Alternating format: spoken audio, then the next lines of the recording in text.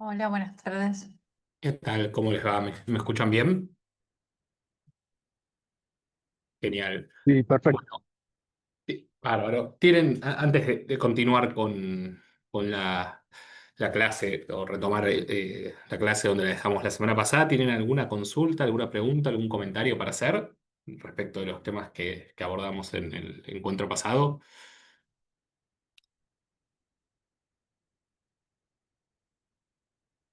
¿No? Bueno, retomamos. A ver, para sintetizar muy rápidamente hasta dónde, qué es lo que vimos la clase pasada, digo, y dimos básicamente el marco conceptual introductorio para ver las diferentes infracciones tributarias que encontramos en el Código Fiscal de Cava. Entonces, partimos de la definición de infracción tributaria, que básicamente es el incumplimiento de cualquier norma tributaria, ya sea material, aquellas que establecen la obligación de pago de tributos, como aquellas normas formales o accesorias que tienen que ver con las facultades de fiscalización, verificación y determinación del fisco, ¿sí?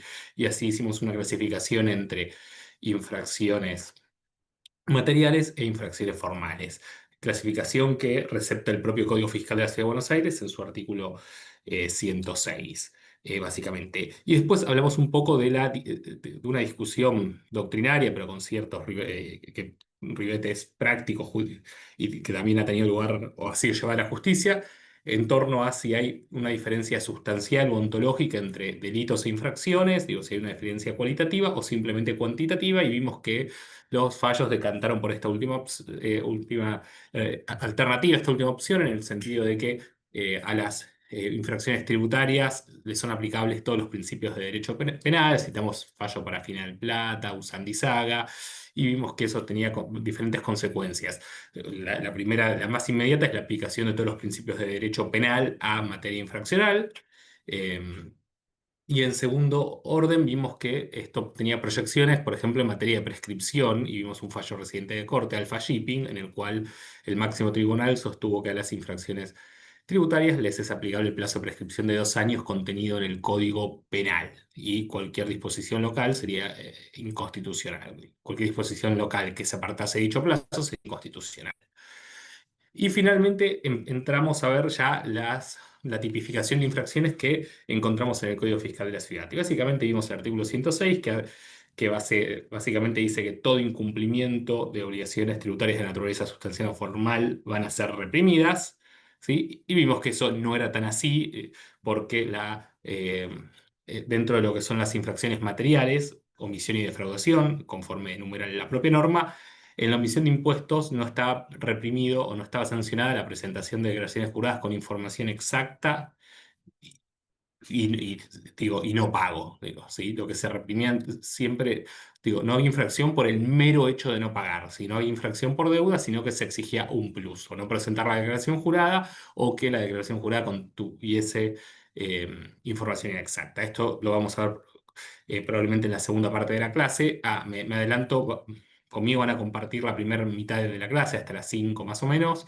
5 y 5, ahí hacemos una pausa de 5 minutos y después se suma el doctor Marcelo Núñez para continuar con los temas pendientes, ¿sí?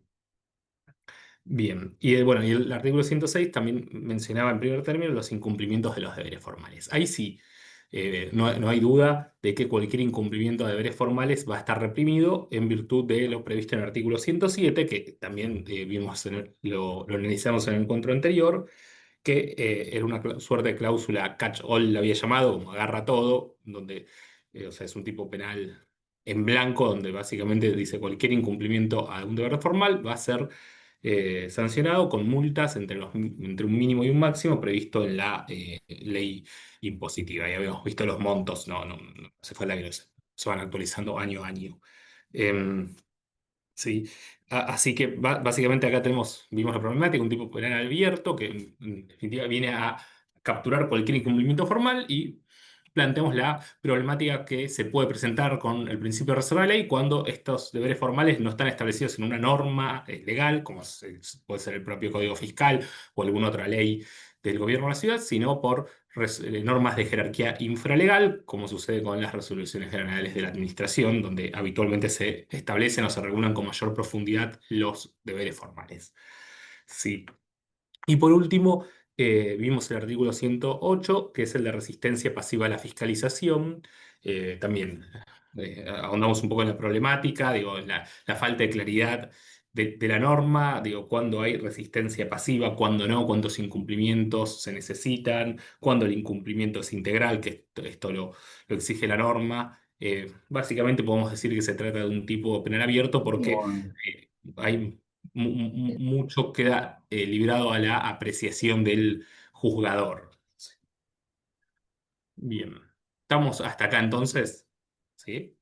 Bueno, continuamos ahora con dos infracciones a los deberes formales adicionales. Ah, perdón, y habíamos visto otra cosa que dijimos es que cuando sí, que el artículo 107 y 108 eran excluyentes, digo, una misma conducta no podía ser tipificada en ambos tipos de infracciones simultáneamente. O sea, si tenía varios incumplimientos al mismo requerimiento, el fisco no podría aplicar una multa por cada incumplimiento. ¿Sí? O aplica una sola multa o sea, estamos ante una conducta única, o sea, aplica multa por el 107, que es más leve, o aplica la de resistencia pasiva, que en realidad te manda el máximo de la misma escala. En fin, bueno, vamos ahora al artículo 109, que es lo que el Código Fiscal llama infracciones a los regímenes de información. ¿Sí? Como sabrán, digo, los fiscos, AGIP en este caso, tienen la facultad de establecer regímenes de información a cargo de el contribuyente o responsables, incluso en cabeza de terceros, ¿sí? Esto surge básicamente del artículo cuarto, inciso 16 del Código Fiscal de la Ciudad, que establece que AGI puede implementar regímenes generales o particulares, habla de percepción, retención, información, pagos a cuenta y demás, o sea, regímenes de información. En los regímenes de información lo que se establece es eh, la obligación o el deber de aportar determinada información en función del régimen de que se trata, a cargo de determinados sujetos, con la periodicidad que la norma determine. Mensualmente, semestralmente, anualmente, semanalmente y demás. Habrá que ver el alcance y el contenido de cada régimen en cuestión. ¿Sí? Y a su vez se establece como, dentro del capítulo de deberes formales, eh, la obligación de los terceros, en el artículo 92 del Código Fiscal, de suministrar a HIP, ante su requerimiento, todos los informes que se refieran a hechos que en el ejercicio de sus actividades comerciales o profesionales han debido conocer y que constituyan o modifican hechos imponibles, con la salvedad o excepción del secreto profesional. Digo. Esta obligación de suministrar información se puede cumplir de dos modos. Digo, a requerimiento, con el marco de alguna fiscalización, el fisco le pide a algún tercero información puntual, o también de manera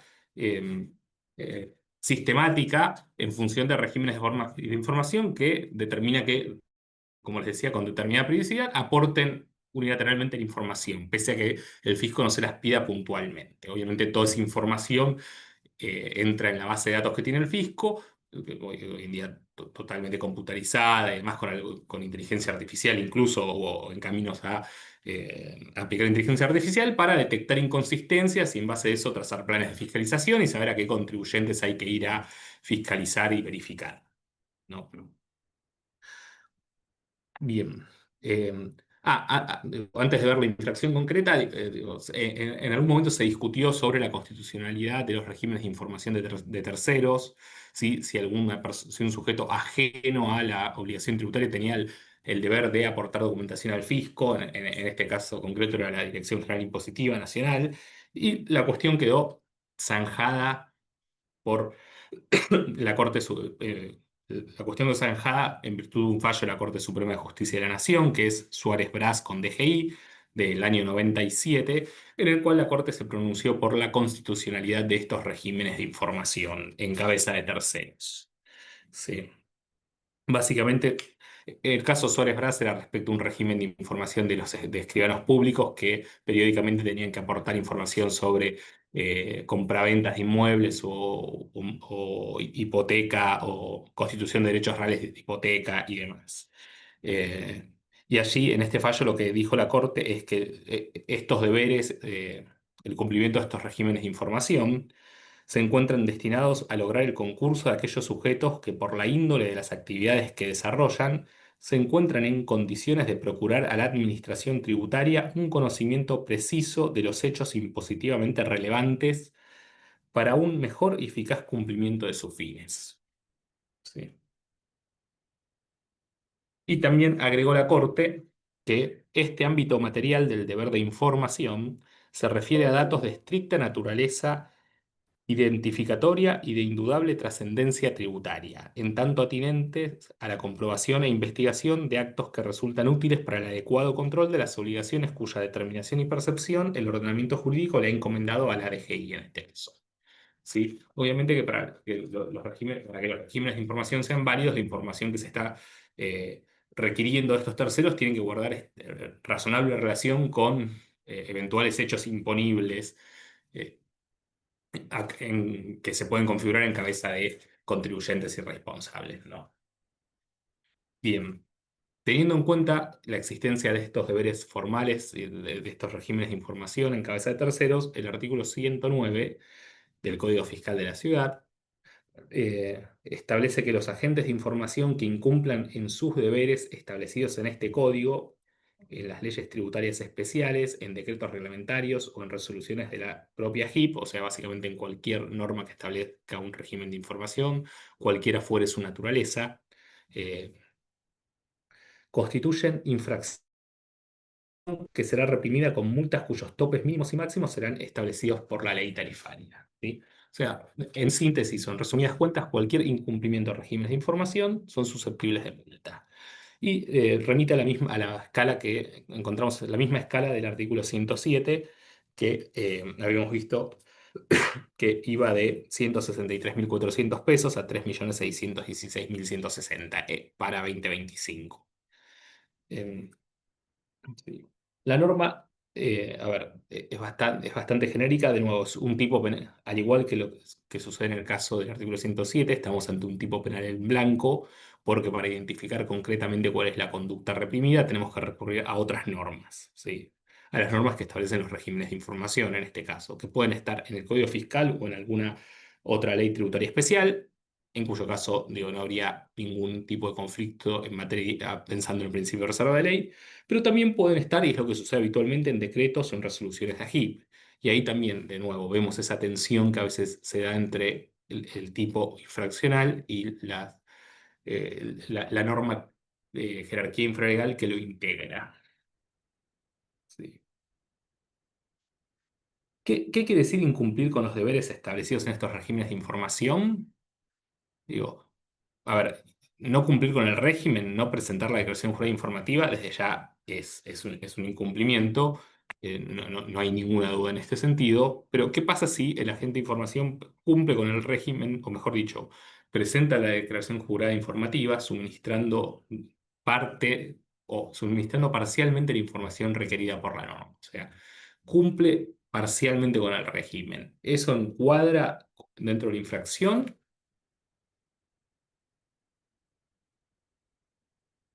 Sí. Bueno, la norma no lo aclara, parecería que sí, sí, porque habla de incumplir con los deberes. Y la verdad, el régimen de información, si el régimen de información te obliga a suministrar determinada cantidad de información y vos no la suministrás en su totalidad, digo, en tu calidad de agente de información, bueno, no lo estás cumpliendo. Ahora bien, si el incumplimiento es parcial, habrá que ver, en definitiva, si la información que no se aportó, la que quedó pendiente de ser aportada, eh, de algún modo vulnera el bien jurídico tutelado, ¿sí? Recordemos que acá estamos en el ámbito del derecho penal, por eso vimos cuáles eran los bienes jurídicos tutelados en las infracciones materiales y también en las formales, porque en caso de que la afectación del bien, en caso de que no exista afectación del bien jurídico, porque esa información era irrelevante o la información que ya tenía el propio fisco, digo, no habrá afectación del bien jurídico tutelado, con lo cual la gente podrá plantear la aplicación del principio de insignificancia o bagatela para verse relevado o verse eximido de sanción, de aplicación de sanción. Sí. Bien. Eh, acá tengamos en cuenta lo siguiente respecto a los regímenes de información. Como les decía, en general son periódicos, con lo cual acá no pasa lo mismo que con el requerimiento, con los requerimientos que habíamos dicho que digo, el incumplimiento o el múltiple incumplimiento de un requerimiento notificado en diferentes oportunidades constituye una única conducta. Si tenemos un régimen de información mensual y yo soy agente de información y no presento la declaración jurada del mes de enero, tampoco lo hago respecto de febrero, tampoco lo hago respecto de marzo, no estoy asumiendo la misma conducta, sino que estoy cometiendo tantas infracciones como meses respecto a los cuales no haya cumplido con el régimen. ¿Sí? Porque en cada uno de esos meses la información que hay que aportar es diferente, no nos están requiriendo. O sea, es diferente porque obviamente dependerá de la actividad o de las operaciones realizadas en ese periodo fiscal. Entonces, acá sí tenemos que tener en cuenta que cada incumplimiento de cada obligación puede dar lugar a la aplicación de una sanción independiente y diferente. ¿Sí? Si tengo un régimen mensual y no lo cumplo durante todo el año, bueno, probablemente me apliquen 12 multas. Perdón. Mm, ¿Estamos más o menos con el artículo 109, el de la infracción a los regímenes de información de terceros? Sí. De nuevo, les planteo lo siguiente, no, hago esta pregunta. Digo, si un agente de información incumple con el régimen de información a su cargo. Obviamente le van a poder aplicar la infracción del 109. A su vez le pueden aplicar la del 107, que es la infracción a los deberes formales genérica, que viene a decir que todo incumplimiento formal está reprimido.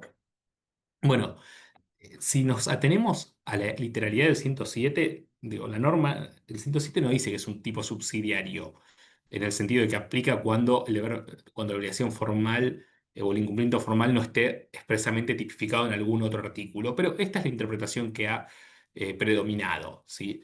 O sea, si una conducta está reprimida en algún otro tipo diferente del 107, estamos hablando siempre de deberes formales, obviamente.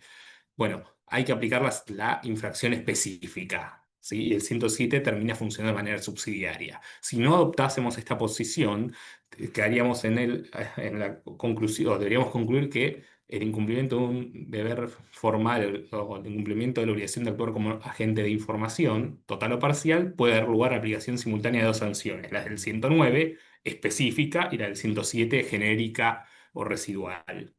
¿Sí?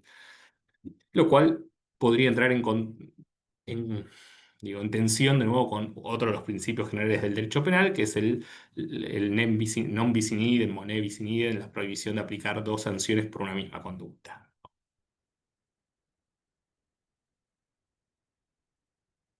Bien. Y por último, perdón, dije por último, pero no es correcto porque después vamos a ver clausura, que como les había dicho, también son infracciones a deberes formales. Lo que pasa es que tienen una regulación específica porque el bien jurídico tutelado también tiene sus características y de hecho ya vimos dos fallos de corte, Mickey y Monio Azul en ese sentido. Pero bueno, yendo a los incumplimientos formales clásicos o estrictos, digo, o estrictos no, más simples, o sea, aquellos incumplimientos formales que tienen como bien jurídico tutelado las facultades de fiscalización del organismo fiscal, bueno, nos queda el 110, que el Código Fiscal lo denomina multa por omisión de presentación de declaraciones juradas. ¿Sí? Multa por omisión de presentación de declaraciones juradas. Y el propio título, digo, ya da cuenta de qué es lo que se está reprimiendo, y es no presentar la declaración jurada. ¿Sí? En aquellos tributos autodeterminativos, donde es el propio contribuyente quien debe declarar el hecho imponible, el base imponible y estimar, determinar la obligación tributaria. Típico ejemplo de ingresos brutos. Habíamos visto la clase pasada que en materia tributaria el principio que rige, sobre todo en los tributos más relevantes, es el de la autodeterminación. Es el propio contribuyente responsable quien, a través de la declaración jurada, exterioriza la obligación tributaria. Bueno, lo que viene a reprimir el artículo 110 es no presentar esta declaración jurada. Solo eso. El artículo 110 no está reprimiendo la falta de pago. Eso es una infracción material, es el incumplimiento de la obligación tributaria, que va a estar, de nuevo, sancionada por otra norma del Código Fiscal que van a ver luego con el doctor Núñez. Ustedes dirán, bueno, probablemente la falta de presentación de una declaración jurada se traduzca inmediatamente en un incumplimiento material. Sí, es lo más probable que suceda. Si no presento la declaración jurada, difícilmente después pague. Pero son dos cosas distintas. ¿sí? La omisión o la no presentación de declaración jurada es un acto preparatorio, es un incumplimiento formal que es un acto preparatorio de un incumplimiento material posterior. ¿Sí? Acá lo que se reprime de nuevo es este acto preparatorio, que en sí es un incumplimiento formal. Por vía de hipótesis, y esto es medio de laboratorio, podría pasar que tengamos, se dé esta infracción formal y luego no haya infracción material. Imagínense que algún contribuyente que no presenta la declaración jurada de ingresos brutos, pero igual paga, ¿sí? Porque de algún modo transfiere la plata a la cuenta de alguna cuenta bancaria HIP, le presenta una nota diciendo que ha pagado. Bueno, en ese caso solamente tendríamos un incumplimiento formal por no haber presentado la declaración jurada. ¿Sí? De nuevo les digo, esto es medio de laboratorio, aunque lo he visto en alguna oportunidad, ¿sí? No tanto en materia de impuestos nacionales, de locales, pero sí en materia de impuestos nacionales, donde había temas de ajuste por inflación, actualización de quebrantos, donde no se quería presentar la declaración jurada con información inexacta a criterio del fisco, entonces directamente se optaba por no presentarla y pagar igual. Son igual casos contados con los dedos de una mano los que y en ese sentido. Pero a nivel teórico, digo, sirve para discernir o diferenciar que una cosa es no presentar la declaración jurada y otra cosa es no pagar. Bien, ¿qué dice el artículo 110 del Código Fiscal de CABA? Dice, expresa lo siguiente: la omisión de presentar las declaraciones juradas en los tributos establecidos en el presente código a su vencimiento podrá ser sancionada sin necesidad de requerimiento previo con una multa cuyo monto máximo no podrá superar 10 veces el mínimo establecido en el artículo 80 de la ley tarifaria para la infracción a los deberes formales. Básicamente, el piso de multa para infracciones a los deberes formales que habíamos visto que está en 163.000 pesos, se se multiplica por 10, te da 1.600.000 pesos, y ese es el máximo para esta infracción formal concreta, para la falta de presentación de la declaración jurada. ¿Sí? No sé, la norma, digo, esto es medio, va de suyo, es medio obvio, pero o sea, el incumplimiento se materializa automáticamente, digo, con el vencimiento del plazo previsto en la normativa para presentar la declaración jurada. Digo, si la declaración jurada vencía el 2 de junio y hoy no la presenté, bueno, ya está configurado al menos el tipo objetivo. Recuerden que estamos en materia penal, con lo cual habíamos visto que no existe la responsabilidad eh, objetiva, ¿sí? Sino que las conductas tiene que haber un factor de atribución subjetiva de responsabilidad en cabeza del infractor. Dolo culpa, este tipo es culposo porque no exige dolo, con lo cual uno puede, aun cuando se configure el tipo objetivo, puede verse eximido de sanción si demuestra que obró sin culpa, digo, o porque se configuró algún tipo de eximiente de responsabilidad. Sí. El artículo 110 faculta a la JIP a graduar este importe, este importe, esta multa máxima de 1.600.000 pesos en números redondos es un poquito más, de acuerdo, eh, en función de grupos y categorías de contribuyentes, de acuerdo a las modalidades y formas que resulten de aplicación, ¿sí? Así como imponer sanciones de acuerdo a requerimientos operativos. Y esto lo ha hecho, no lo ha hecho la JIP, pero lo ha hecho el propio legislador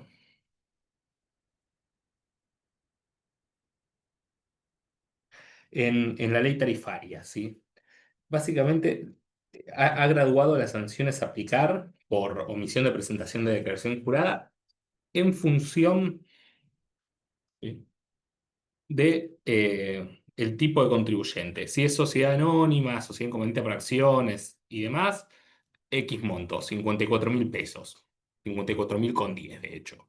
Sociedades SRL, un monto un poco más bajo, 40.580. No sé por qué diferencia entre SA y SRL, la verdad en la práctica funcionan muy similares. Personas humanas, 27.000 pesos. Agentes de recaudación, 400.000 y demás. Noten que el Código Fiscal, el artículo 110, está facultando a la JIP a establecer categorías diferentes. Sin embargo, el mismo legislador que dictó el Código Fiscal, al momento de dictar la Ley Tarifaria 2025, ya hizo una clasificación en función de la condición subjetiva del infractor, si es sociedad y si es sociedad de qué tipo, si es persona humana, si es agente de recaudación, y en función de esa clasificación ya estableció montos. ¿Sí? Agrega el artículo 110 que aplicará idéntica sanción cuando se omitiere proporcionar los datos que modifiquen el hecho imponible del tributo. ¿A qué se está refiriendo?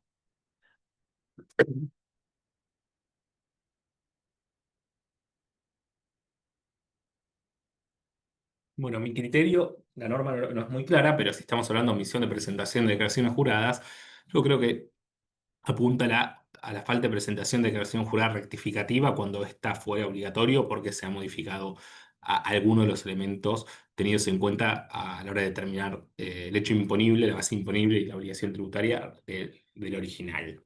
Sí.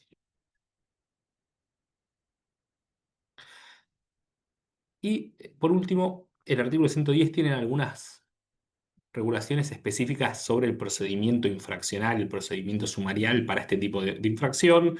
Sí, en la norma, en esta clase, en estas clases no estamos viendo específicamente el procedimiento, se las menciono ya que está dentro del capítulo de infracciones. Básicamente, o someramente, lo que establece es que el sumario, que es el procedimiento reglado para aplicar la infracción, se va a iniciar con una simple constancia del sistema que, de la cual surja la falta de presentación de declaración jurada, ¿sí?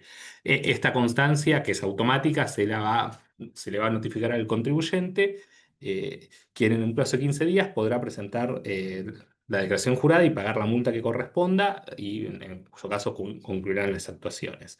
De lo contrario, básicamente, en el mismo plazo podrá presentar descargo y bueno, si presenta descargo, eventualmente Egipto lo deberá resolver y contra la resolución sancionatoria podrá interponer el recurso administrativo que corresponda. Sí. Y aclara la norma que si no presenta descargo, la multa aplicada queda firme. ¿Sí? Por esta particularidad del procedimiento en el cual no necesitas una vista para iniciarlo, se ha hablado mucho o en la práctica se la denomina esta multa como multa automática. ¿Sí? Lo cual es falso. Lo que es automático o presenta cierta automaticidad es el procedimiento, en el sentido que no necesita una vista, sino que la simple constancia del sistema. eh, según la cual no presenta declaración jurada, sirve para iniciar el procedimiento y en caso de no presentar descargo, la multa se aplica. Se aplica y le puedo recurrir igualmente. Del mismo modo que si me presento el descargo y me rechazan el descargo y me aplican la multa, igual la puedo recurrir. Pero la multa no es automática en el sentido de, o sea, lo que no hay que identificar es automaticidad del procedimiento con una multa objetiva, digo. El mero incumplimiento o sea, la mera falta de presentación de declaración jurada per se no determina la procedencia de la multa, ¿sí? Obviamente va a estar en cabeza del presunto infractor demostrar que no obró con culpa para relevarse. Pero si lo logra demostrar, digo, no le van a aplicar sanción. No es objetiva, no es automática la multa. Bien. Perdón, yo les había dicho que el 110 era el último artículo con multas formales de las tradicionales. No, hay uno más que había omitido, que es el 111, que regula la situación de los escribanos públicos. Básicamente, eh, dice que el incumplimiento del deber que tiene el escribano de informar toda modificación en la titularidad de la cuenta corriente fiscal de un inmueble dentro del plazo de 45 días de autorizado el acto, así en general es la escritura traslativa de dominio, es sancionado con una multa cuyo monto fija la ley tarifaria, que actualmente asciende a 118.650 pesos. ¿Sí? El escribano tiene obligación de informar cada vez que se transfiere la titularidad de un inmueble, de informar la FIP este cambio para que AGIP haga que eso lo impacte en sus sistemas. Si no lo hace, le van a poner una multa formal al escribano de 118.650 pesos. Bien.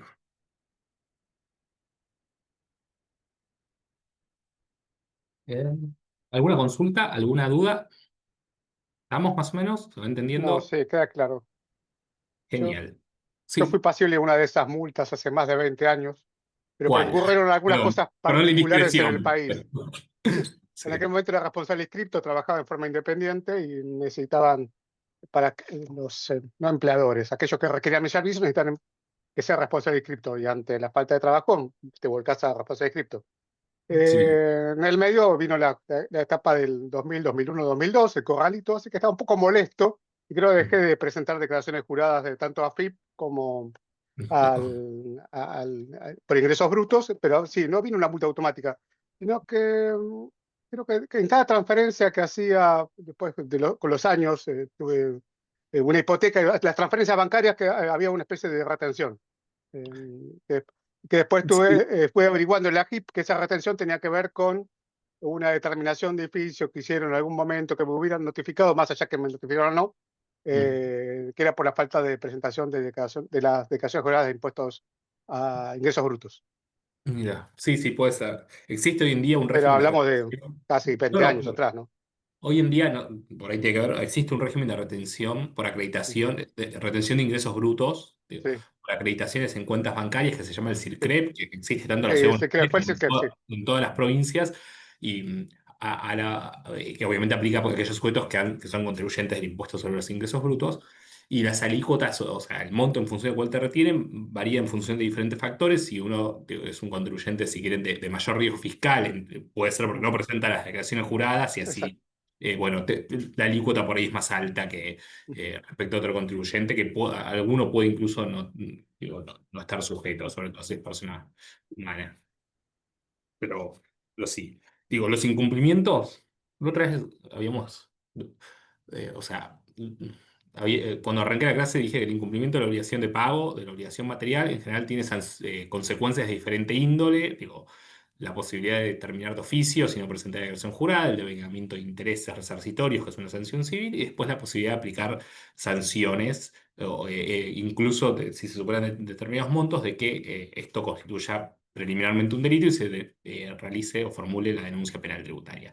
Después hay otro tipo de sanciones que yo no me quise meter, pero son lo que la doctrina llama sanciones impropias, porque no están reguladas en el derecho infraccional. De hecho, no las encontramos acá en el capítulo de infracciones del Código Fiscal, pero es como esto. Bueno, te subo la categoría de riesgo. Eso tiene consecuencias, porque a los efectos de los regímenes de retención o de percepción te vamos a retener más, te vamos a subir la alícuota y te vamos a retener más que respecto a aquel contribuyente que hubiese cumplido bien con su obligación. O otra típica, bueno, estás más expuesto a fiscalizaciones por ser un contribuyente a riesgo. Tenés más probabilidades de tener una fiscalización. Y si tenés una fiscalización, también tenés más probabilidades de que te determinen algo de oficio, de que algo, digo, el que busca encuentra en general. Y también otro tipo de consecuencia, otra suerte de sanción impropia es que en general cuando se establecen planes de pagos, esto lo hace mucho Arca ahora, a la hora de establecer cuál es la cantidad de cuotas o la tasa de interés a la que accedes, cuanto menor es tu riesgo fiscal, o sea, cuanto más cumpliste con tus obligaciones, tenés condiciones más beneficiosas. O sea, aquel que incumple tiene unas condiciones de financiación un poco más severas, porque tiene menos cantidad de cuotas o porque la tasa de interés del plan de financiación es más elevada. Y hay otros ejemplos, estoy mencionando algunas. Pero esto viene a cuento de que el incumplimiento de la obligación tributaria, no solo la obligación tributaria material, también el incumplimiento de regímenes de información y demás, pueden traer aparejado la aplicación de las sanciones impropias. Impropias porque no están tipificadas como sanciones, pero en la práctica funcionan de una manera muy similar.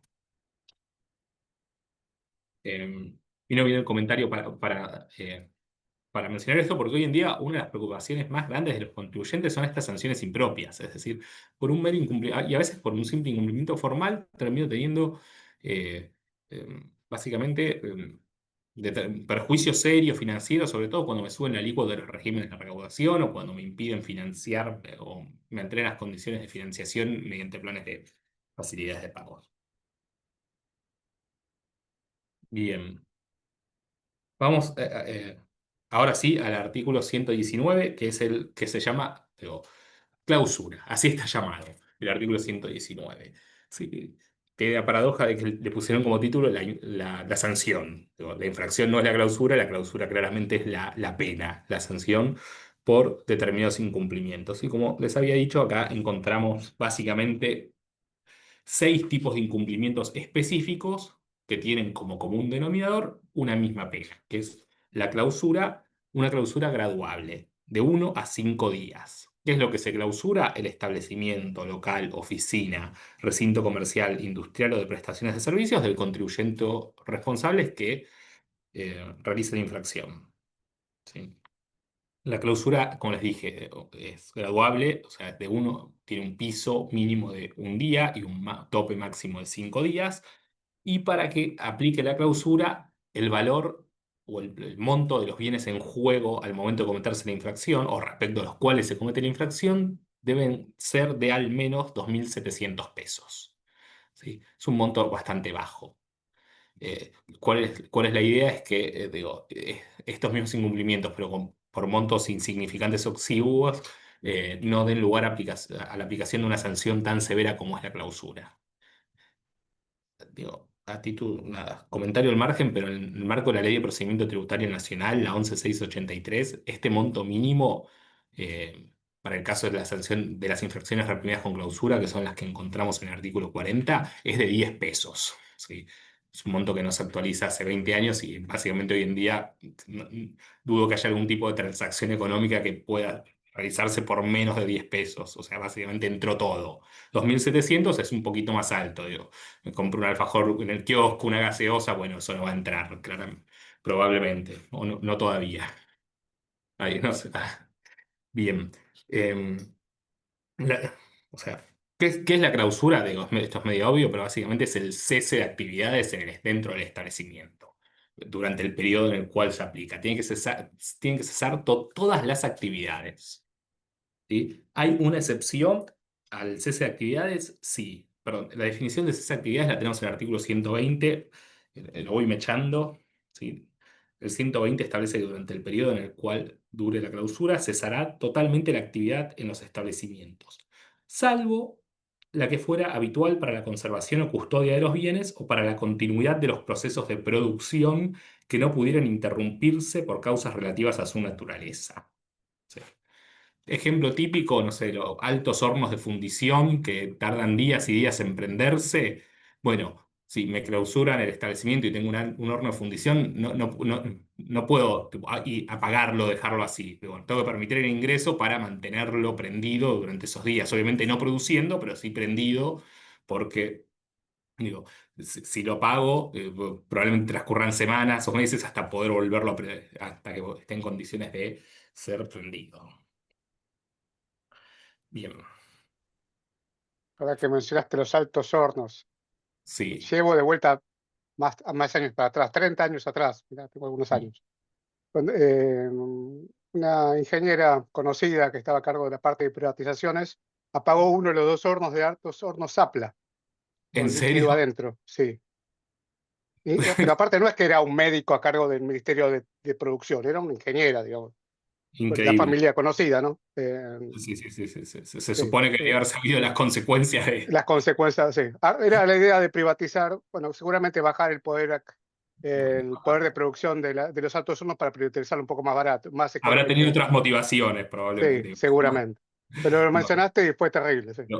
sí, yo siempre uso ese ejemplo porque digo, va de suyo, que son hornos que tardan Pero, días, pero semanas hubo un... Sí, en prenderse. O sea, no, está bien, se cierra el establecimiento, no puede entrar nadie, salvo una persona para ir manteniéndolo, no sé, sí. tirarle el combustible, la No, si no leche, se pierden todo la fuente de trabajo, por totalmente, no eso. puede producir más. El horno no se puede encender más después.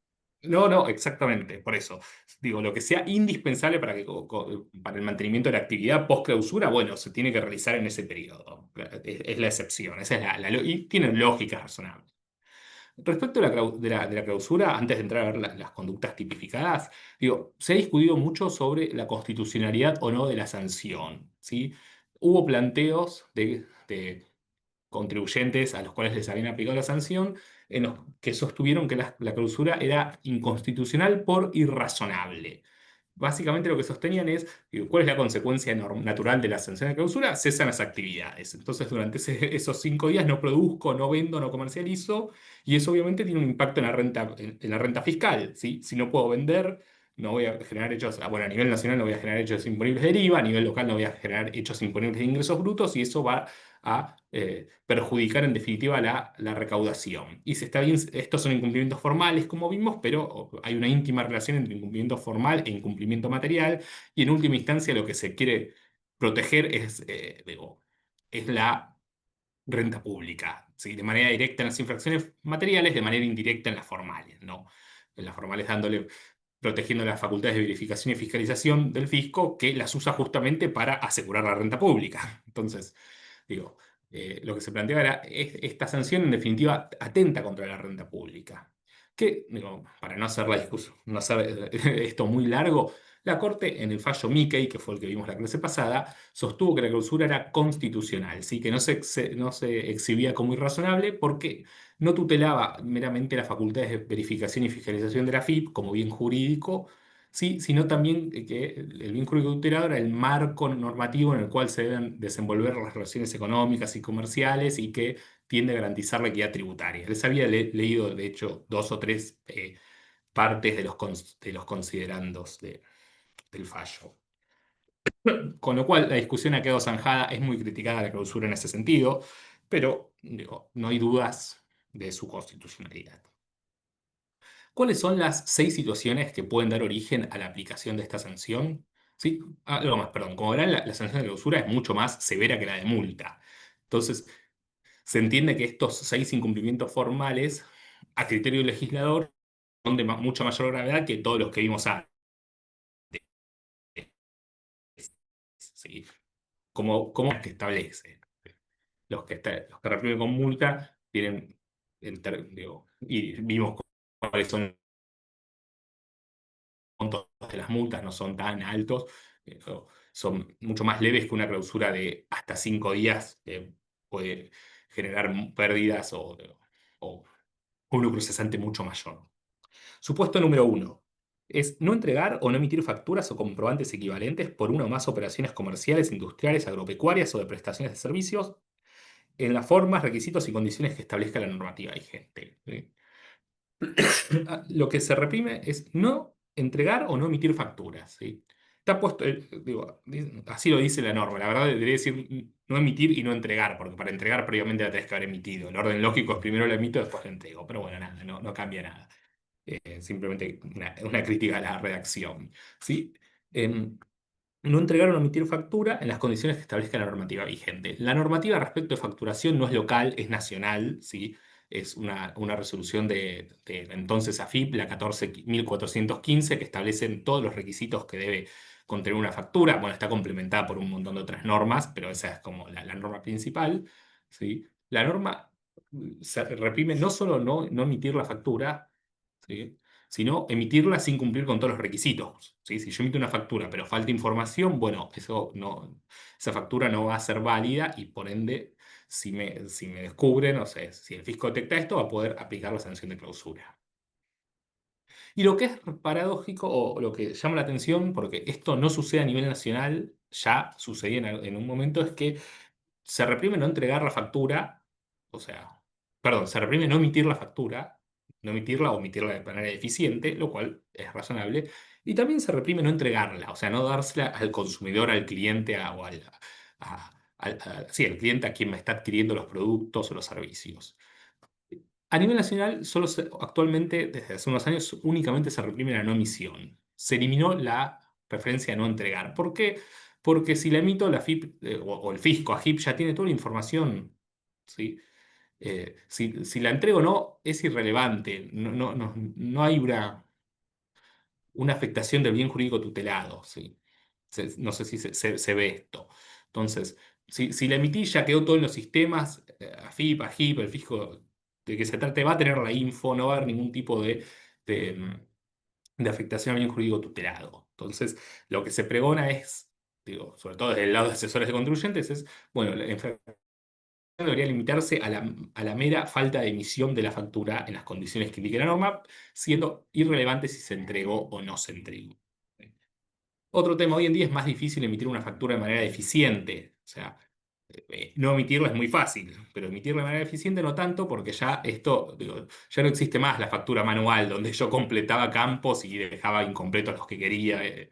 Hoy en día al estar todo sistematizado, esto se vuelve más difícil ya que los sistemas suelen requerir completar los diferentes campos. Lo que no se puede hacer es un poco más difícil. Bien, segundo supuesto. es no llevar registraciones o notaciones de las adquisiciones de bienes o servicios o de las ventas o prestaciones de servicios y demás en las formas exigidas por la propia HIP o por los principios de contabilidad generalmente aceptados. ¿Sí? Básicamente es no llevar registro de las operaciones. No llevar libro diario, no llevar libro IVA venta, IVA compras, todo, digo, los libros contables en los cuales se asientan todas las operaciones que el contribuyente realiza. Y esto, digo, la afectación del bien jurídico tutelado es clara porque a la hora de fiscalizar, que es lo primero que voy a ver, es la facturación y después lo segundo digo, voy a ver, digo, lo que va a ver el inspector son los libros contables eh, en el cual se deja constancia de todas las operaciones, básicamente para ver si lo declarado, lo que surge de las declaraciones juradas coincide con lo que surge de los libros y demás. Entonces, si no llevo bien los libros, bueno, me van a poder aplicar esta infracción. Los puedo llevar mal porque, digo, hay baches, ¿sí? Recuerden que esto está, digo, se ve, digo, en la facultad ya creo que en societario o en comercial, los libros se tienen que llevar con asientos ininterrumpidos, no puede haber salvedades, no puede haber tachaduras, eh, y no puede haber blancos y demás. ¿Sí?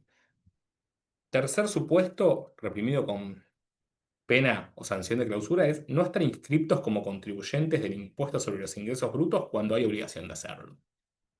¿Sí? Solamente respecto a este tributo se establece la pena de clausura, que en rigor de verdad es el principal tributo autodeclarativo a nivel de la Ciudad de Buenos Aires. Sellos también es autodeclarativo, pero uno no se inscribe como obligado a impuesto de sellos, como obligado al pago, sino simplemente cuando otorga un instrumento grabado, genera la declaración y paga. ¿Sí? Pero bueno, no darse de alta como contribuyente en ingresos brutos, estando obligado, es una infracción severa. Cuarto supuesto, muy vinculado al segundo, es no tener o no conservar las facturas o comprobantes equivalentes que acrediten la compra o tenencia de los bienes o servicios adquiridos o gastos o insumos destinados a la operación. ¿Sí? Básicamente es la documentación del respaldo de todas las compras que surgen de los libros contables, compras o adquisiciones de bienes o de servicios.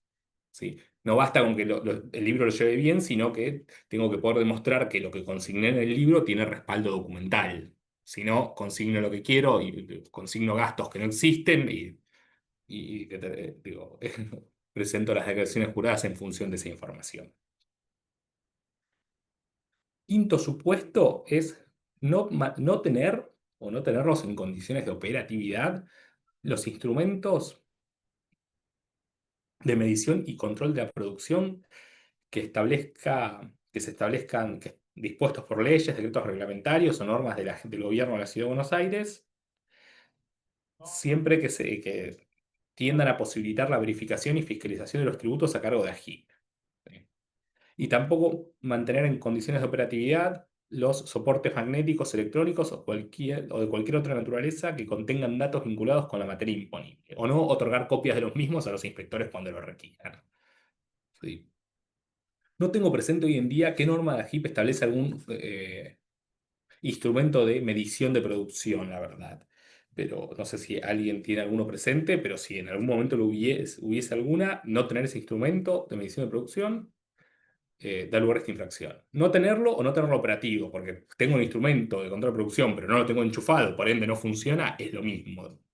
Sí, no es solo tenerlo dentro del establecimiento, sino tenerlo funcionando tal cual exija la norma. Lo mismo con los soportes magnéticos. Y por último, última infracción reprimida con clausura, es no exhibir en un lugar visible del local comercial o del negocio donde se realice la actividad la constancia de validación electrónica del impuesto sobre los ingresos brutos, básicamente la inscripción al día.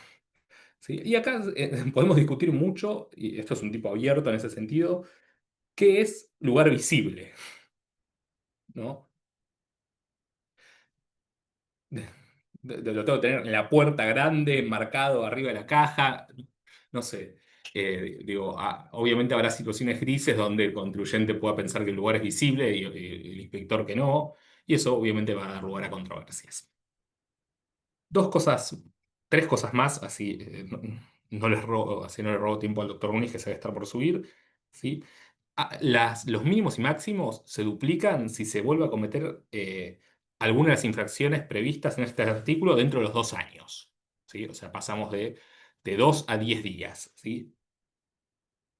No tiene que ser la misma, puede ser cualquier otra infracción reprimida con clausura. O sea, hoy me encuentran sin emitir facturas y dentro de un año encuentran que no tenía el local la inscripción en ingresos, la validación de ingresos brutos en un lugar visible. Bueno, en este segundo supuesto se va a duplicar la multa, por más que sea una infracción Ahí puede diferente. aplicarse, perdón que lo interrumpa, alguno de los principios ¿Sí? de derecho, porque en realidad, lo mismo como la prescripción, la reincidencia, que tiene que ser la misma pena, por ejemplo, acá si fueran diferentes, hablamos, como dice, no tener exhibido un cartel frente a, no sé, no tenía la factura estaba pagado el contador de productos que estoy fabricando.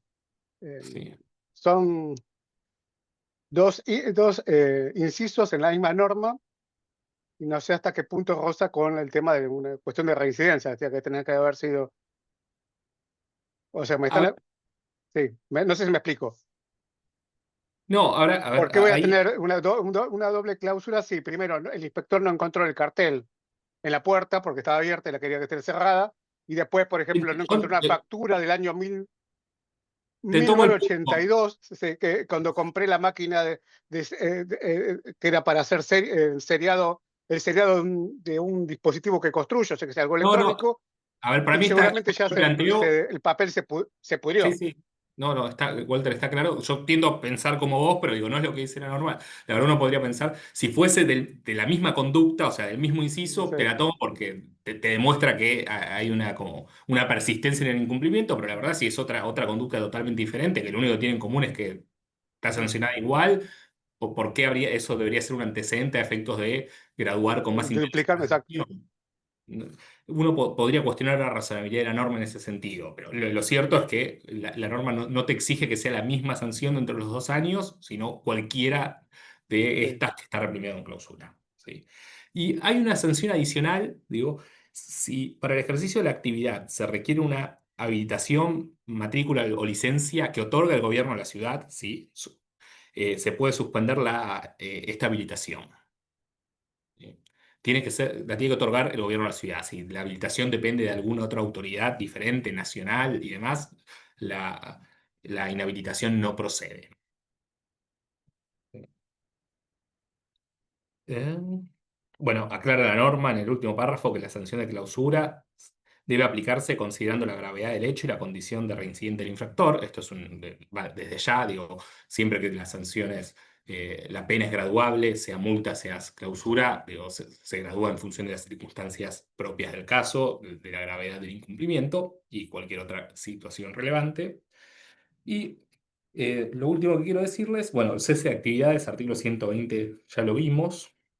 Y en el artículo 121 se tipifica la violación de la clausura.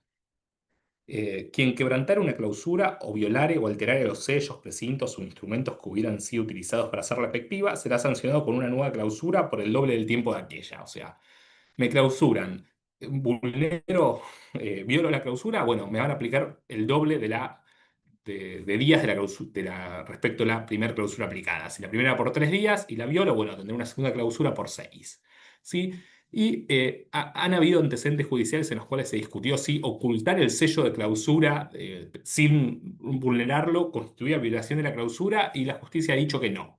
Los antecedentes son favorables al contribuyente. Muchas veces pasa que clausura un establecimiento y lo tratan, aunque sea tapar, por un tema reputacional, porque digo, la gente no sabe si la clausura fue por no emitir una factura o porque, imagínense un restaurante, un comercio gastronómico, o porque incumplían las normas de bromatología o de seguridad e higiene. Entonces, muchas veces se lo quiere ocultar por este tema de Sí, reputacional. Bueno, por el impacto esto económico que tiene posterior, ¿verdad? Sí. también, sí, eso, digo, mientras no vulneres el sello, simplemente lo oculto, se entendió que eso no constituía violación.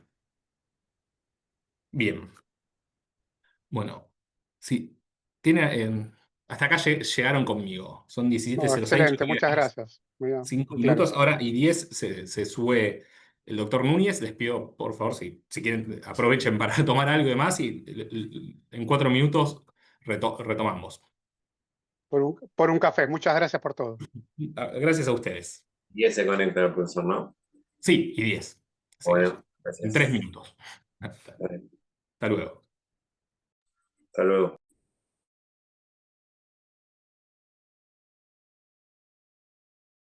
Todos, un gusto saludarlos. Buenas tardes. Buenas tardes. Buenas tardes. Bueno, tengo el gusto de sumarme a esta parte del curso con mi colega Alejandro Mora. Primero que nada, bueno, me presento brevemente. Soy Marcelo Núñez, soy abogado especialista en Derecho Tributario egresado de la UBA.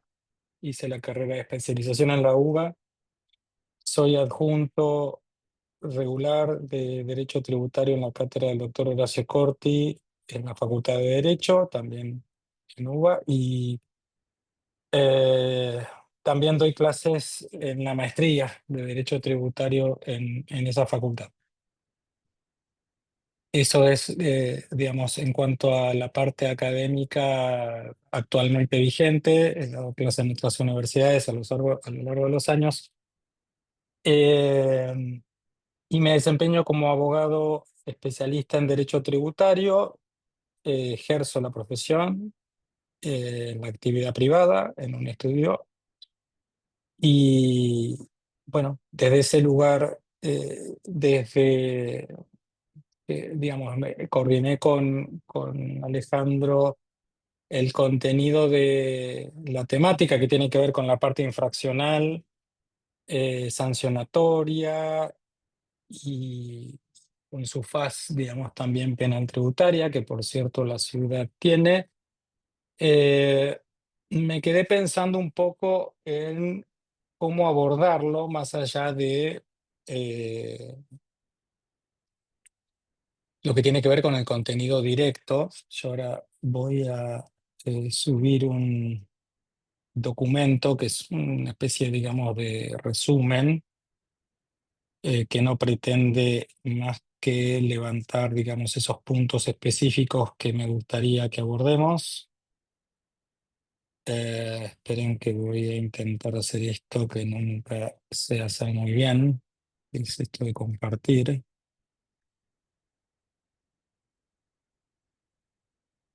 Buenas tardes. Ahí. A ver si...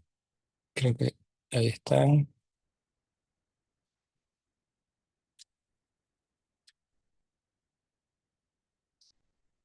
Vamos a ir a presentación. Se ve, ¿no? Sí, se ve. Bárbaro. Gracias. Eh, Voy a hacer, a falta de uno, dos comentarios de tipo, si quieren, personal académico, pero que me parece que vienen a cuento. El primero es el contarles que tuve el honor de participar en esta obra colectiva que tuvo el premio a Mejor Libro de la Asociación Argentina de Estudios Fiscales, que seguramente sea para ustedes una obra conocida, que es el Código Fiscal comentado, que dirigió eh, Fabiana con Juan Albornoz, y que reunió a colegas y profesores destacadísimos del derecho tributario nacional.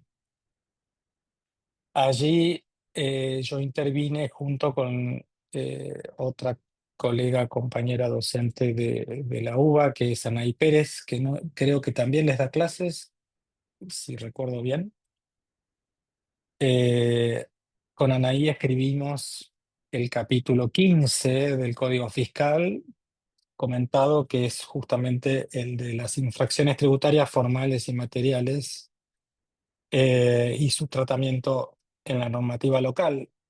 De modo que eso desde ya es para mí, digamos, el material número uno de consulta. Por supuesto, la normativa va mutando, como ustedes bien saben, año tras año, eh, por iniciativa principalmente de la administración gubernamental, que siempre va proponiéndole a la legislatura modificaciones tanto a nivel tarifario, código tarifario como fiscal, y este año no fue la excepción, con lo cual siempre uno corre también el riesgo de estar con un articulado, si se quiere, anacrónico, pero bueno, la sustancia está presente, sigue vigente y eso es lo que importa. Y en particular, a mí me interesa marcar si se quiere, una cosmovisión un poquito más amplia de lo que va a ser lo lineal que vamos a ver entre hoy y la semana que viene, que son los conceptos fundamentales del derecho infraccional tributario sustantivo, ¿no? Material. Me refiero principalmente a las figuras de omisión y de defraudación. Pero a mí me interesa también focalizar en algo y esto es un vicio de la profesión, que me parece que les puede dar quizás un valor agregado, que tiene que ver con la coexistencia de caminos procesales que eventualmente pueden llegar a confluir y en algún caso incluso a colisionar. Y este para mí es el punto más complejo desde el punto de vista procesal de lo que es la materia infraccional tributaria en la ciudad. Pero bueno, antes de adentrarme en estos, digamos, conjuntos que vamos a ver juntos, conjuntos normativos, conjuntos procesales,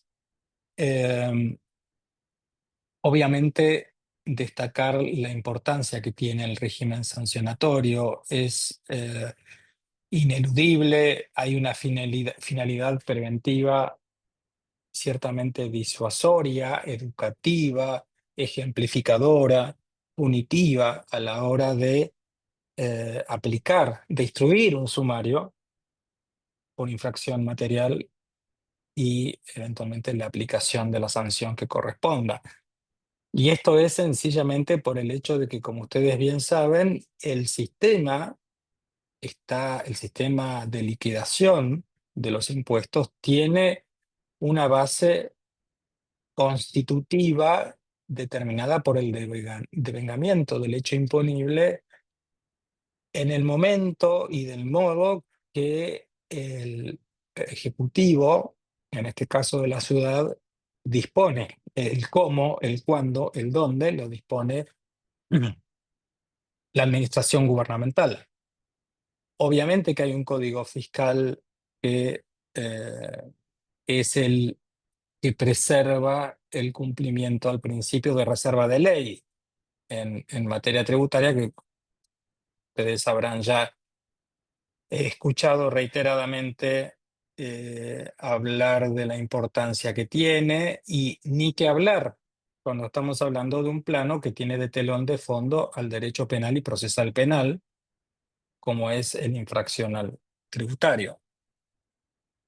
Aquí ya es ineludible en materia tributaria, y tributaria mixeada con penal, se imaginan que por supuesto que es ineludible el requisito de la preexistencia de una norma de rango legal que sea la que prevea el régimen sancionatorio y cómo aplicarlo.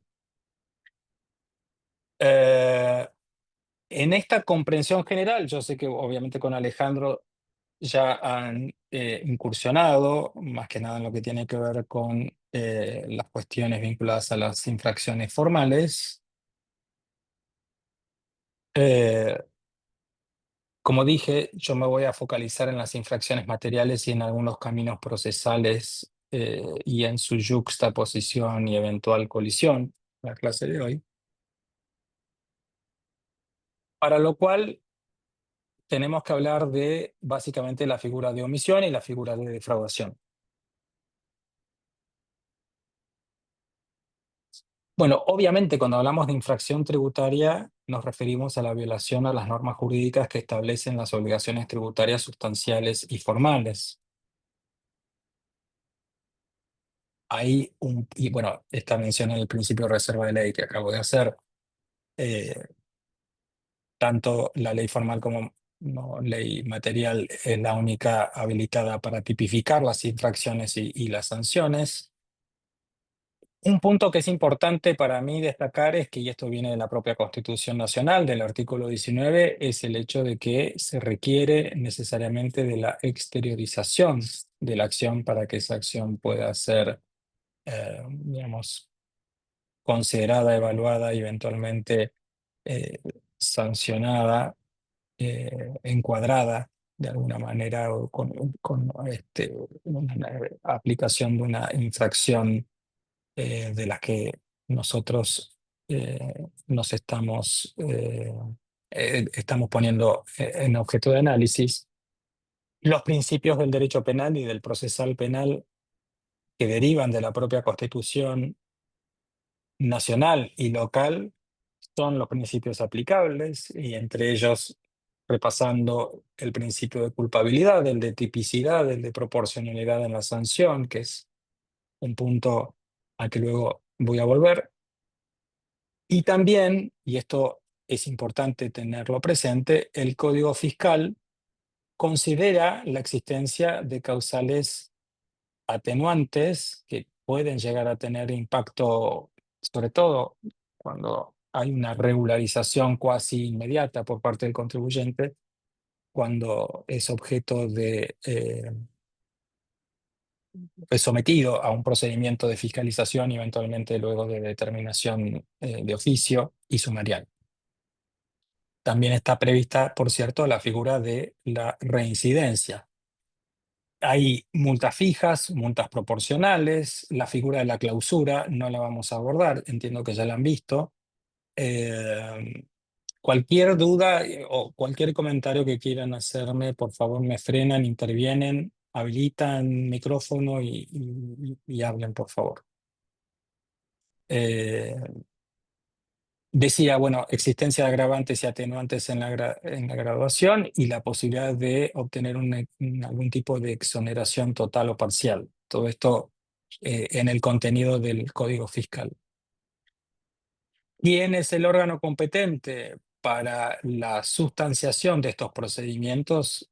Obviamente es la Administración Gubernamental de Ingresos Públicos, y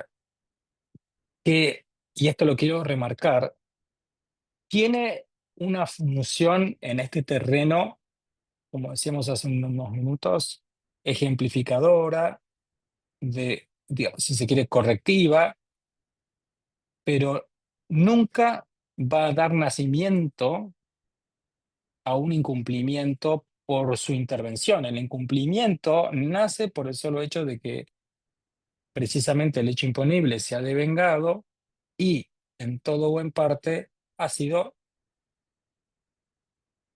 adrede o por una conducta meramente negligente liquidado indebidamente, liquidada la obligación tributaria correspondiente. Entonces, ahí es cuando interviene el organismo, pero interviene de manera declarativa, no nace la obligación, y esta es la propia explicación del por qué los intereses resarcitorios comienzan a devengarse desde el momento en el que opera el vencimiento único que existe para el cumplimiento de la obligación tributaria, y esa obligación tributaria no es cumplida conforme a derecho.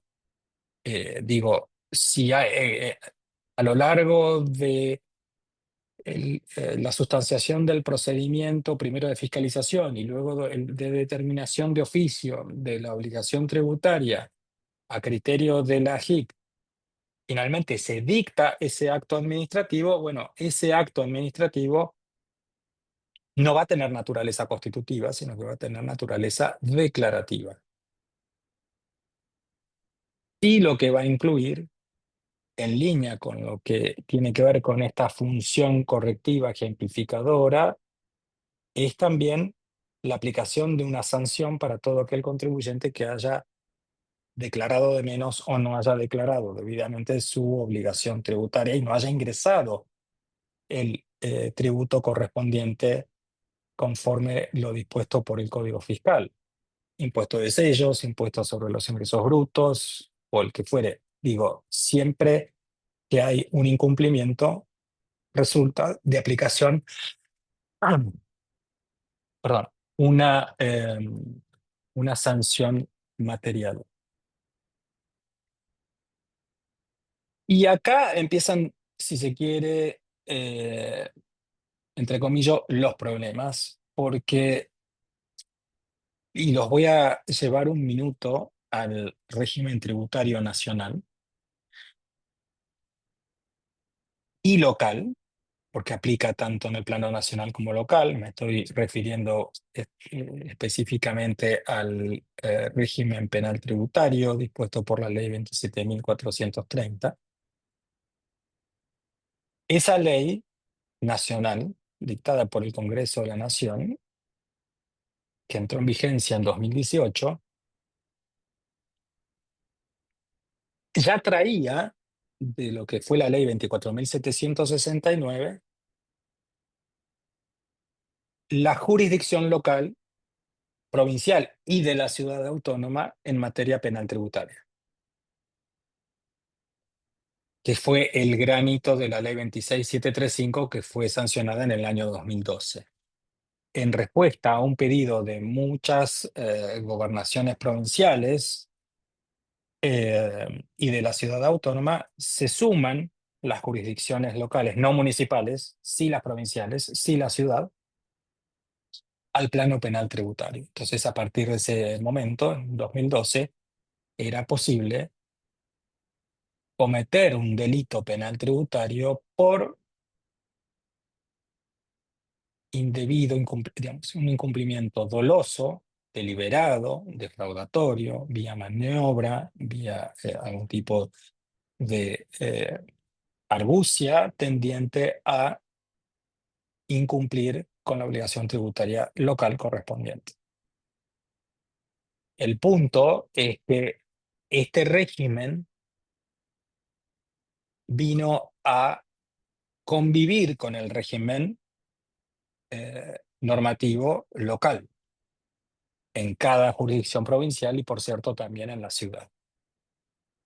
Entonces, a la par de la existencia de un sumario en sede administrativa por el supuesto incumplimiento a una obligación tributaria local, como puede ser ingresos brutos, impuestos de sellos, también se le anexa la posibilidad de que pueda considerar el funcionario correspondiente de la administración gubernamental que se ha cometido un delito penal tributario y, en consecuencia, y una vez dictada la resolución de determinación de oficio, formular una denuncia penal tributaria ante la justicia contravencional y penal de la Ciudad de Buenos Aires.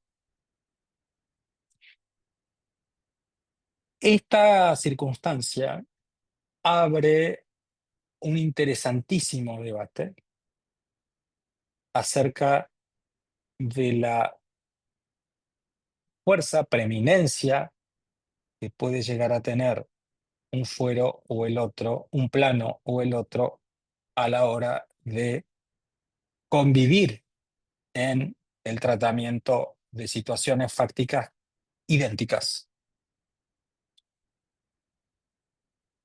En particular, dije, digamos, hagamos un ejercicio, piensen en el caso de un reclamo llevado adelante por la administración gubernamental por supuestas diferencias de impuestos sobre los ingresos brutos, más un intento de aplicación o una instrucción de sumario para la aplicación de una multa por defraudación, asumiendo que la administración gubernamental considera que la conducta del sujeto no es meramente negligente o culposa, que sería, si se quiere, la regla, lo más habitual, y que, por cierto, también requiere de un elemento objetivo y de un elemento subjetivo, pero el elemento subjetivo es lisa y llanamente la culpabilidad, entendida como, digamos, mera negligencia, en la liquidación del impuesto para pasar a un esquema deliberadamente dirigido a incumplir a sabiendas del incumplimiento a través de un ardid, de un engaño, de una maniobra, con dolo, para decirlo claramente. Entonces, el término clave acá es que la sospecha de la existencia de dolo por parte del funcionario de AGIP competente puede llevar a esa convicción a que el dictado del acto de determinación de oficio no lleve adosada la aplicación de una multa por defraudación, precisamente porque el régimen penal tributario, Ley 27.430, inhibe artículos 18 y 20, es a los que me estoy refiriendo, del régimen penal tributario, inhibe, digo yo, al funcionario de la aplicación de la multa cuando hay sospecha de comisión de un delito. Si hay dolo, se supera la condición objetiva mínima de punibilidad que requiere, que prevé la ley 27.430, el régimen penal tributario vigente, pues en ese caso el fisco está inhibido de aplicar una sanción por defraudación. No porque no pueda hacerlo a futuro, sino porque tiene que anteponerse primero la presentación de la denuncia penal tributaria, la sustanciación de la causa judicial en el fuero penal y contravencional de la ciudad autónoma, y una vez firme la sentencia que ponga fin al proceso en el fuero penal y contravencional, evaluar si esa sentencia que adquirió el carácter de cosa juzgada, formal y material, consideró que la conducta del sujeto era dolosa efectivamente, para recién allí encontrarse en condiciones la AGIP de hacer la correspondiente aplicación de la multa por defraudación, que puede ir entre un 100% y un 1000%. Profe, Sí, perdón. Sí, igual, por lo general, cuando se inicia el procedimiento determinativo en el caso de ingresos brutos, una vez que se detecta que el monto supera los establecidos en la ley penal, ya de por sí no se instruye el sumario y se queda sujeto a lo que es toda la denuncia penal por parte de la JIP. bueno, Brenda, ¿verdad? No, Mariana. No, Mariana, no te estoy, a ver, si te puedo ver. Ay, sí, acá estoy, perdón. Mariana Saúl, ¿qué tal? Buenas tardes. Sí, Bueno, ¿cómo andás? eso es una práctica, no es la práctica a nivel ARCA, No, a donde nivel sí ARCA se no, instruye eso. pero en la A JIP nivel, cuando se inicia el procedimiento y se determina, no se instruye el sumario si los montos eh, a determinar superan ya los mínimos establecidos en la ley penal. la condición objetiva mínima, que Exacto. hoy están en la ridícula suma de 1,5 millones de Sí, pesos un para millón evasión y medio. simple. Hace años que está así y no entiendo por qué no lo modifican. Y ya están todos los contribuyentes superando la...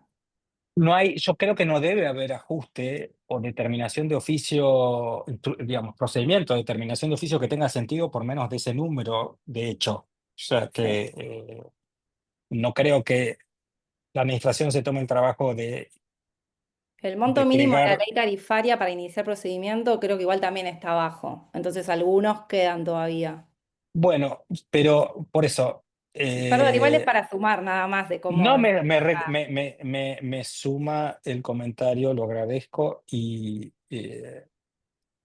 me lleva a otra reflexión, que es un poco la explicación que en su momento a mí, off the record, me dieron en Arca, y es que la instrucción de sumario es solo por el hecho de ahorrar tiempo cuando el ajuste se está haciendo al borde de que opere el plazo de prescripción de la facultad del fisco para determinar de oficio y aplicar las multas. Entonces es un poquito la idea de curarse en salud y evitar que después quede tan al límite el plazo que no tengan mucho margen para instruir el sumario, Para dejar instruir, pasar el tal plazo cual. del descargo y demás, ¿no? Ahora, a mí personalmente me resulta, no sé si decir apasionante porque quizás es mucho, pero sumamente interesante el detenerse a considerar cómo está construido nuestro sistema por mandato de una ley nacional que impacta directamente en el plano local. Me refiero específicamente a esta convivencia, digo yo, entre este doble camino que lleva a que, por un lado, la JIP lleve adelante un procedimiento de determinación, dicte el acto determinativo, se interpongan los recursos administrativos que agotan instancia, intervenga, supongamos, como debería, y el contribuyente así lo considera, vía demanda, la interposición de la correspondiente demanda para la intervención del fuero contencioso administrativo tributario y de relaciones de consumo, que a su vez tiene primera instancia, Cámara y Tribunal Superior de Justicia, y por otro lado tengamos a un juzgado de primera instancia en lo penal y contravencional evaluando los mismos hechos. Y ahora lo llevo porque la experiencia la tengo en el plano nacional, muy complejo cuando dos fueros, entre comillas, compiten en la evaluación de los mismos hechos. Porque acá entran a jugar los tiempos de resolución de una causa en un plano y en el otro, la adquisición del carácter de cosa juzgada en un plano y o en otro. Entonces, la prevalencia de uno sobre el otro puede mutar. No está, digamos, está claro que en el plano penal, desde el punto de vista de decidir un sobreseimiento o una condena, esto es eminente potestad, competencia del penal y contravencional, pero no nos podemos olvidar que en todo este plano infraccional, y particularmente en el penal, en el que estoy haciendo foco ahora, en el penal local, nunca puede haber delito penal tributario si no hay obligación. Y es ineludible para el juzgador, para el tribunal penal y contravencional, que deba entender en una causa semejante, el ahondar en la existencia o no de una obligación. Es el elemento objetivo inescindible y que debe ser necesariamente evaluado, considerado y que se debe decidir sobre el punto. Hay, en mi opinión, un conflicto potencial constante entre un plano y el otro. Evidentemente, los legisladores que históricamente han integrado la composición del Congreso Nacional no han todavía creado un sistema que pueda evitar el famoso, comúnmente llamado escándalo jurídico potencial que puede derivar del hecho de digamos, de la colisión entre opiniones discordantes o incluso contradictorias sobre la evaluación de los mismos hechos y o de la misma prueba.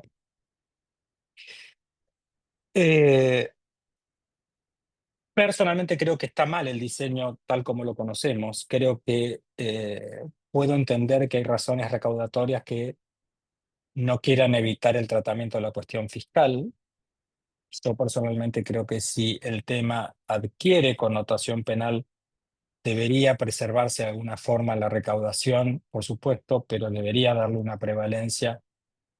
A ver, en nuestro país siempre ha sido pendular esto. Hemos pasado de la prevalencia del plano penal, perdón, del infraccional y lo que era la parte, digamos, en sí sustantiva tributaria a la penal, hasta encontrar en la ley 24769 un supuesto punto intermedio donde se permitió la convivencia entre las dos vías para no demorar el tratamiento ni en un plano ni en el otro. Estudiando otros regímenes, me doy cuenta que no es la única solución, que hay países de Latinoamérica que no tienen un sistema como el nuestro, que España no tiene un sistema como el nuestro. No sé cuál será la solución, pero sí sé que esto es fuente de conflicto más veces que no.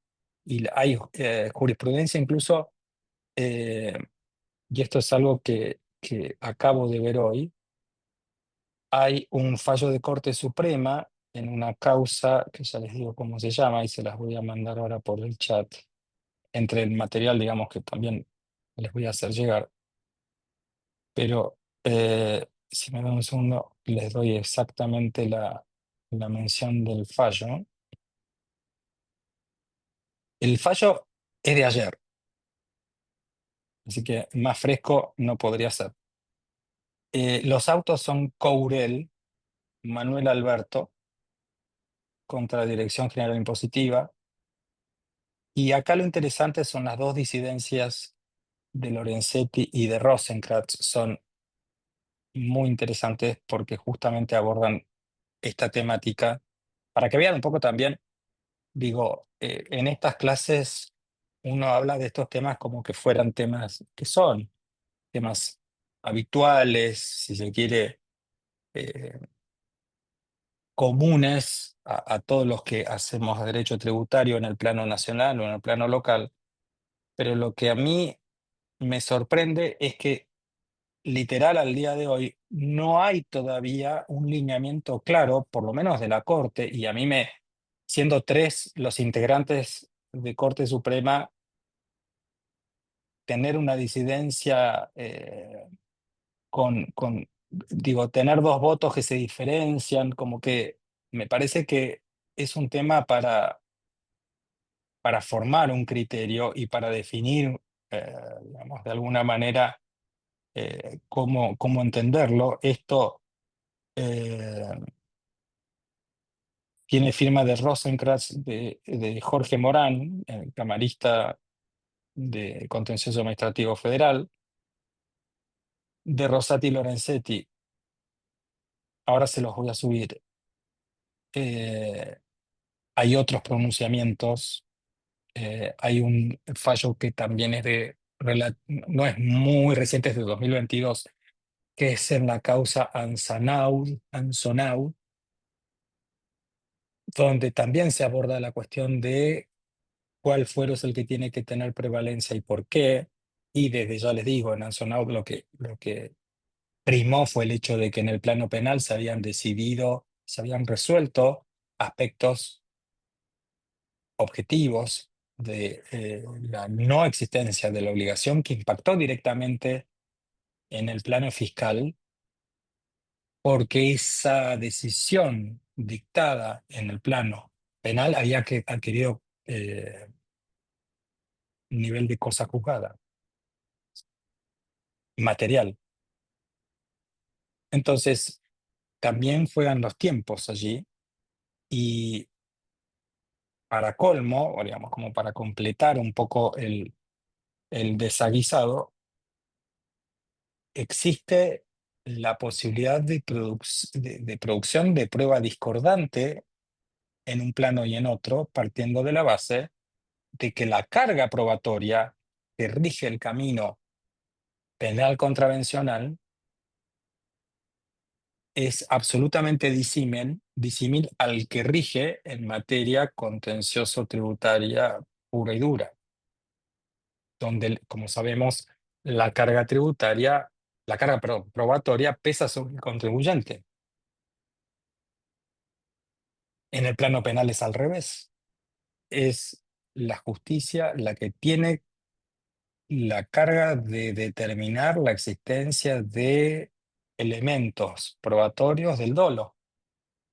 Por supuesto que hay todo un trabajo que viene desde la propia fiscalización, que son los que nutrirán el criterio de los tribunales penales en cuanto a si efectivamente existió o no una obligación tributaria incumplida, y también seguramente esos elementos sean los que necesite el tribunal para lograr el convencimiento de que desde el punto de vista de la conducta se cometió una conducta de naturaleza, se cometió un delito producto de la existencia de una conducta dolosa. De vuelta, quito la palabra apasionante, pero creo que es muy interesante ver el comportamiento en un plano y en otro de la misma cuestión. Y hasta tanto no haya una reforma, como decíamos recién con Mariana, efectivamente las figuras, como ustedes no sé si han visto, entiendo que sí, y si no, lo verán, en particular cuando se ve régimen penal tributario, se ven distintas figuras. Obviamente la más popular, digamos, uno inicia cualquier tipo de referencia al régimen penal tributario, es el del artículo primero, evasión simple.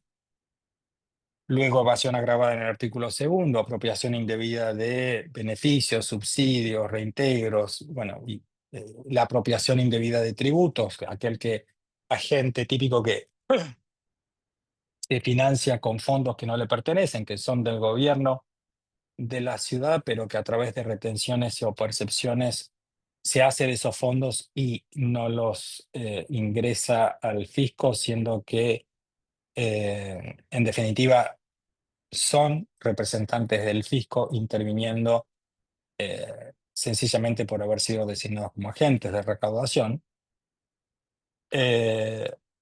Los montos, las condiciones objetivas mínimas de punibilidad que hoy por hoy nos rigen, tienen un valor absolutamente ridículo, alejado de todo tipo de reflejo real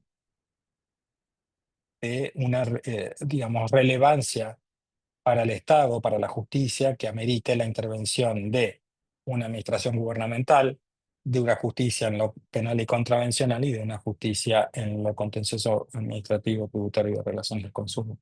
Todo ese despliegue no tiene sentido cuando los reclamos son de un importe tan bajo como el que como mínimo exige el régimen penal para que se pueda hablar de un nivel de importancia tal como el que se le da cuando la cuestión adquiere naturaleza penal. De hecho, han visto en los diarios, se ha comentado, se ha elevado al Congreso el mes pasado un proyecto de ley, no sé si llamado por el propio gobierno nacional o lo ha hecho, lo ha hecho los medios, esta idea de el principio de inocencia fiscal, como se le ha dado en llamar, que, entre otras cuestiones que aborda, pretende la elevación categórica de los montos mínimos, pasando a 100 millones, si mal no recuerdo, es el monto de evasión simple propuesto por el proyecto, y así todos, ¿no? Volviendo un poco a enfocarse en lo que también el administrador de Arca ha dicho públicamente, es el interés que tiene el fisco nacional de bajar de 7.000 causas penales en trámite a, creo que dijo 200 o menos, que son las que realmente consideran que son de interés para el gobierno y de relevancia para la intervención judicial. Con lo cual, de sancionarse esta ley, obviamente esto va a tener impacto no solo en el plano nacional, sino también en el plano de la ciudad, porque cualquier causa que se encuentre en trámite en el fuero penal y contravencional que resulte inferior a esos montos fuertemente elevados de aprobarse la ley, por aplicación del principio ineludible de ley penal más benigna, consagrado por la propia Corte Suprema, reconocido en esta materia por la propia Corte Suprema en el año 2021 en la causa Matías Vidal, que esto también es una vieja discusión que por años se suscitó en cuanto a la aplicabilidad o no del principio de ley penal más benigna cuando se trata de modificación de los montos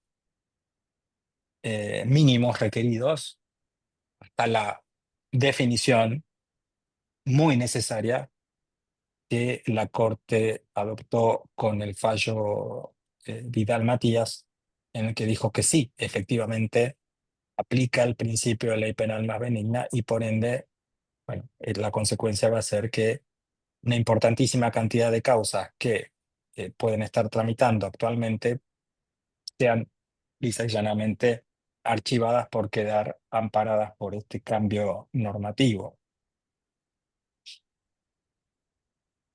Desconozco cuál es la estadística en el plano de la ciudad. En su momento, hace unos años, yo recuerdo que la ciudad había formulado, no sé si decir numerosas, pero varias denuncias penales tributarias por eh, lo que se consideró en su momento la comisión de delitos por eh, diferencias de impuestos sobre los ingresos brutos, lo cual generó todo un revuelo en el plano, por lo menos en el plano corporativo, eh, en directorios y exdirectorios que de pronto se desayunaron con que habían cometido posiblemente, o sea, por lo menos para el gobierno local, para la administración gubernamental, había elementos suficientes como para considerar la comisión de un delito penal tributario.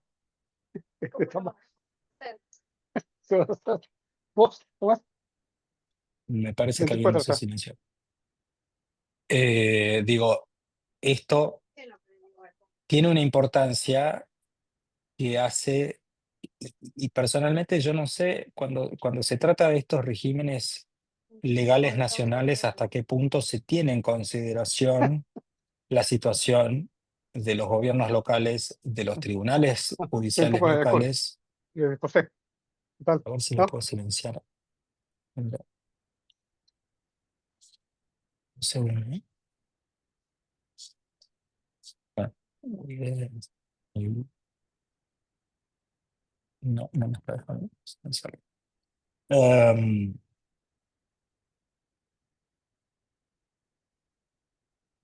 Digo, va a tener un impacto y va a haber que estar muy atentos a cuál sea el correlato concreto y práctico en materia de investigaciones penales tempranas.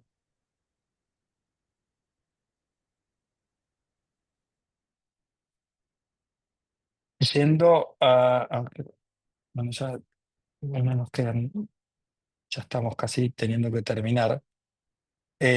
No sé si tienen algún comentario con respecto a esto que acabo de decir y a para mí, esta importante distinción y disquisición acerca de la coexistencia de vías procesales paralelas en lo que hace a la parte, digamos, tributaria pura y dura, como digo, la civil y la penal. Y o si han tenido experiencia atendiendo algún caso desde el plano que sea, desde el plano judicial, o, digamos, quizás del gobierno de la ciudad, donde hayan visto el comportamiento o el tratamiento que se le haya dado a un tema en esta doble vía. No, Hay sí, un... se Sí, entiende a dónde quiere llegar, pero no tuve la oportunidad solamente de determinaciones de oficio, alguna clausura, pero eh, consultas, no llegué a participar en el proceso. a ver, eh, ciertamente que es mucho más habitual en el plano nacional que en el local, pero reitero, yo por lo menos tuve la experiencia en el plano local en su momento. eh, Y a más de uno lo sorprendía el hecho de que, porque quizás no se hace el énfasis que se debería en que con el incumplimiento deliberado, con la maniobra, en el incumplimiento a la liquidación correcta del impuesto sobre los ingresos brutos, concretamente para ir al caso típico, se puede estar cometiendo un delito penal tributario. Yo creo que hay una inmensa mayoría de contribuyentes que desconocen estas circunstancias y que se sorprenden cuando se encuentran con una denuncia, como fue el caso de algunas empresas con las que tuve oportunidad de en su momento trabajar y a las que hubo que explicarles, sobre todo a los directores, que son los que estaban siendo objeto de denuncia como personas físicas responsables junto con la persona jurídica de estos incumplimientos dolosos, de la existencia de un régimen penal tributario que les era aplicable de lleno. Y ciertamente que no lo festejo, pero sí aprecio que se le dé al régimen penal tributario la cabida que tiene que tener. Obviamente que no estoy de acuerdo, esto es una opinión personal, con un monto tan bajo. Es absurdo que se mueva toda la parafernalia que hay que poner en movimiento cuando se eh, califica de dolosa una conducta y se formula una denuncia penal. Digo, poner a trabajar a una justicia penal por diferencias tan menores no tiene ningún sentido. Pero sí lo tiene detectado que sea un importe sí relevante, que no solo, y volviendo un poco a la función de la administración, sin duda creo que también es importante que se exteriorice la existencia de un régimen que debe ser respetado por riesgo de caer en la comisión de un delito con las consecuencias que ello implica. Yo les voy a mandar una serie de documentos vinculados con esta temática, incluyendo el fallo de la Corte del día de ayer. Les pido en particular que lo vean a este y al fallo Anzanoud, que es del año 2022. El fallo de ayer también tiene dictamen de la doctora Laura Monte y de la procuradora fiscal ante la Corte, como para incorporar no solo la temática, el vocabulario, los esquemas procesales y los disparadores de tanto en el régimen infraccional como en el régimen penal que se juegan en estos temas. No sé si tienen algún comentario hasta acá. Ya estuvieron con Alejandro, con lo cual ya la clase la estamos concluyendo. Pero quiero darles un espacio, aunque sea de unos minutitos para cualquier planteo.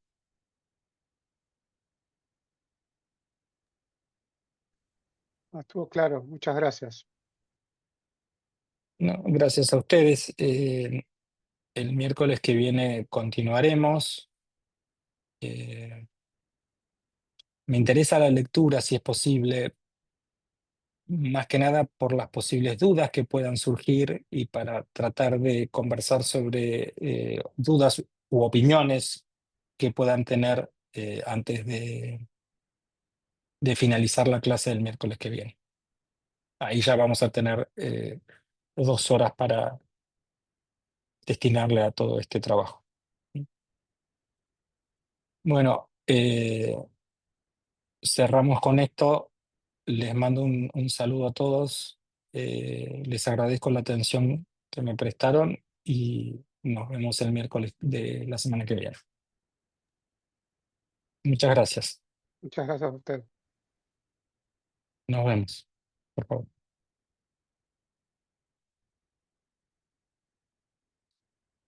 Gracias.